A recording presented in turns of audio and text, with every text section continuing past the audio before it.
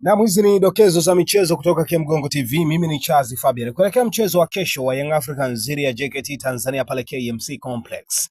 Leo hii mkutano wa waandishi wa habari umefanyika ambapo viongozi ama makocha na wawakilishi wa wachezaji walikuwa pamoja pale kwa ajili ya kuzungumza kuelekea mchezo huo.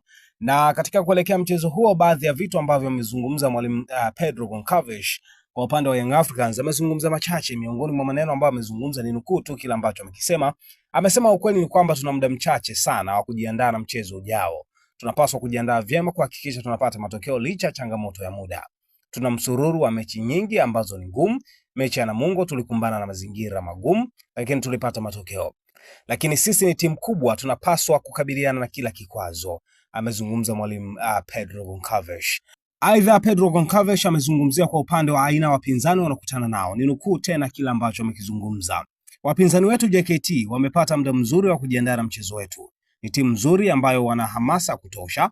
Tunapaswa kubaki kwenye lengo letu la kupata alama 3.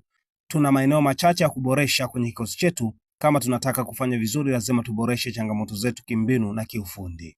Mwisho wa kunukuu maneno ya kocha Pedro Goncalves. Kwa upande wa mwakilishi wa wachezaji ambaye alikuwa ni mshambuliaji Emmanuel Mwanengo, yeye akasema na akagusia pia naye kwenye swala la ratiba, akasema tuna ratiba ngumu kidogo, tumefika jana tujapata muda kutosha wa kupumzika, lakini unapokuwa mchezaji una wajibu wa kuwa tayari muda wote. Tunaenda kufanya mazoezi ya mwisho leo, naamini wachezaji wote wana morali ipo juu. Lakini akagusia pia JKT Tanzania ni wachezaji wazuri wenye uzoefu ambao wanacheza timu kubwa.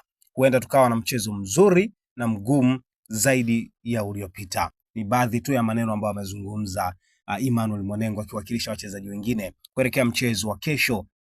Biashara ni matangazo, na ndio maana sisi kama Kemgongo Media tunakukaribisha utangaze nasi. Sikiliza, kuanzia kiasi cha shilingi 50,000 tu unaweza kutangaza nasi kupitia kurasa zetu zote, iwe YouTube, Instagram, TikTok au X. Kwa wale wanaohitaji interviews, unapata interviews kuanzia shilingi 200,000 tu zenye urefu wa hadi dakika 10. Hatukuishia hapo. Kwa wale wenye vipindi vyao wanataka kuvirusha kupitia YouTube chaneli yetu, gharama zetu ni nafuu sana. Ewe Mtanzania, karibu tangaze nasi.